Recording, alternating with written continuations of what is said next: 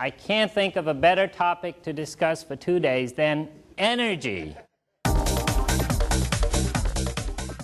I knew it would be a good day because I was on the freeway this morning and I passed a Tesla with my little Prius.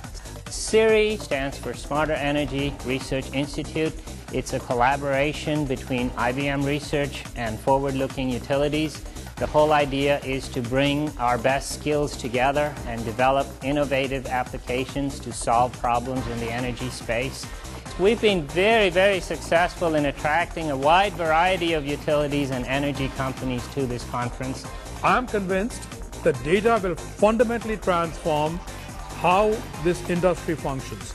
Look, there's a revolution that's going to go on in energy consumption. The reason why Hydro-Quebec decided, and the research center of Hydro-Quebec decided to join SERI is because we wanted to associate with a global leader in analytics, and the match that we found within the Smarter Energy Research Institute was very, very good. We're in our third year with SERI, and we identified 3 areas of interest to DTE.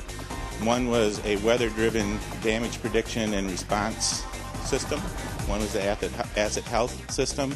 And one was a logically inferred customer connectivity to phase using voltage data. And at the end of the first year, something in that range, each of these elements that we were focused on, the results started to demonstrate plausible value. Opus is a framework to help us to plan and orchestrate energy systems of the future. Terry Oliver is the Chief Technology Innovation Officer of Bonneville Power Administration. He has established a track record of investing in research at approximately 5 times the rate of the average utility in the country. What is the most important resiliency detractor for your organization or geography?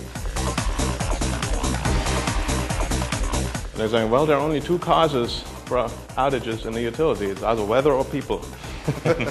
And so the weather didn't cause the outages, the snow didn't affect us, and the people all stayed home. So we have a quiet day. So for me, the message is our world is changing. And so what is the response? One of the things is the importance of communications is growing and growing and growing. The ability to collect data, the ability to move data, absolutely essential. We have all of this solar penetration that's showing up. We have severe weather. Look at all of these factors. What do we do about it?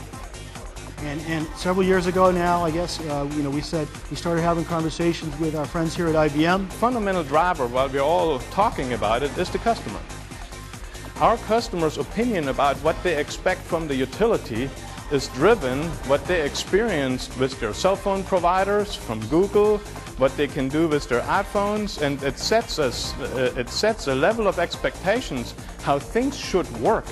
And a big piece of REV is recognizing that all the technologies that are being developed around helping customers manage usage, whether it's supply technologies like solar or fuel cells or combined heat and power, whether it's storage types technologies or just load management technologies. Can't move the grid unless you can move information, and you can't move information unless you have the assets in place.